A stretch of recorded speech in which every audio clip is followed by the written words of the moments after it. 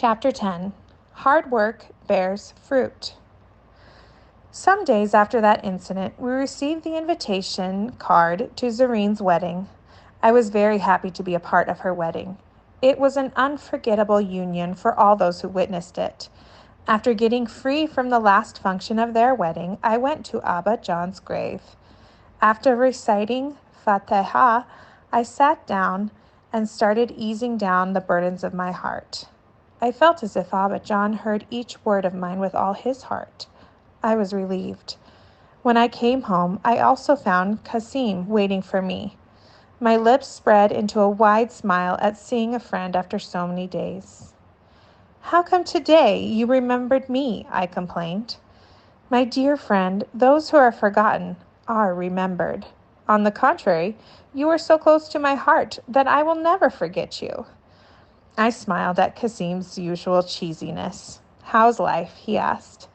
At this question from a very close friend, my chest tightened.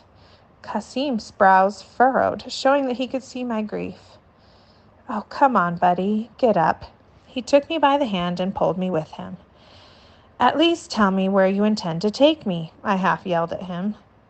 "Wherever I wish. Now quietly walk with me," Kasim said with signature stubbornness. "Let me at least inform Amma," I protested, to which he urgently responded, "You don't have to worry, sir. I will manage." We came out of the Pakistan Chowk, where my house was located, and sat on a bus that used to take the people to Kamari. He lived in the Bit Island off of the Kamari harbor. Kasim's house was loved by both of us. We used to sit on his terrace and gaze up at the flying planes, wishing that one of them would take us to America. When we reached his home, his mother warmly welcomed us. She offered condolence for Abba's demise. After chatting with her for some time, we went to our favorite place, his terrace. The moist breeze was enough to refresh my soul.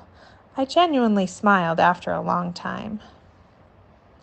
"When I went to your home today, Musa Bayai told me about your condition, and all I could think of was a trip to our favorite place." He gestured at the vast expanse of his terrace. "I already informed your mother that I would take you with me, and she readily agreed," Kasim explained. "Where is Kamai?" "Let us call him as well." I reminded Kasim of our mutual friend. "Consider him dead," Kasim said rapidly. "Why?" I jumped up from my place. "He is suffering from love," Kasim concluded. "Tell me something that I don't know," I responded.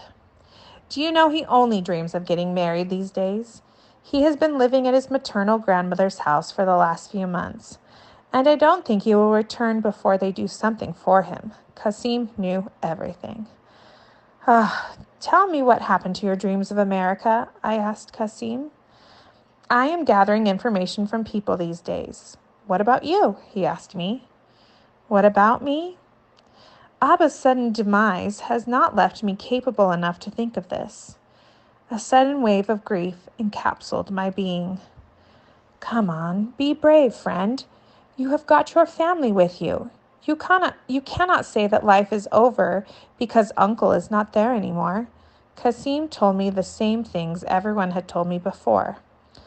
"I know that. Baya also tells me that I should focus on my dream now.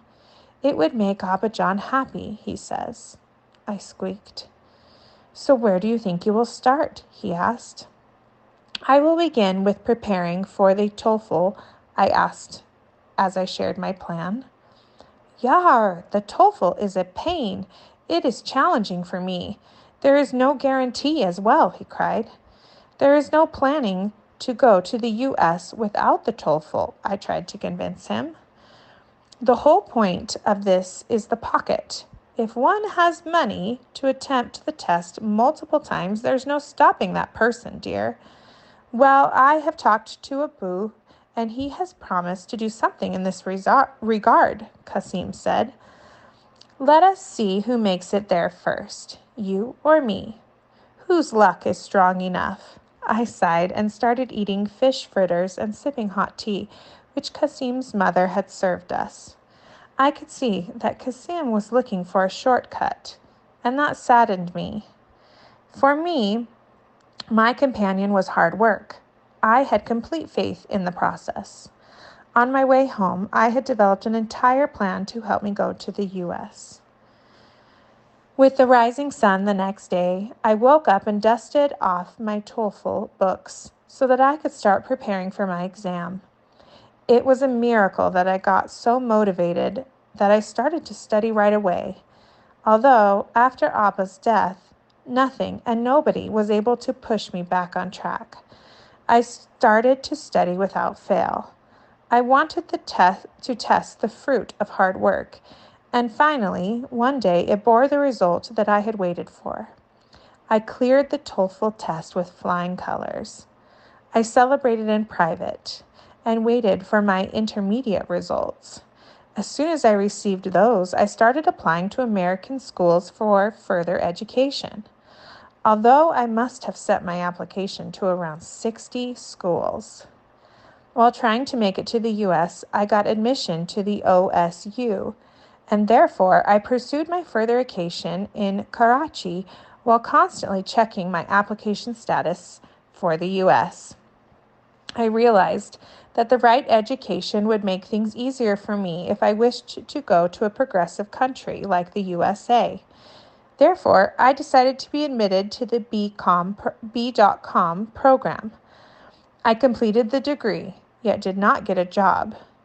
So I did one folly after the other and enrolled myself in a BA program at Karachi University, thinking this could change my days.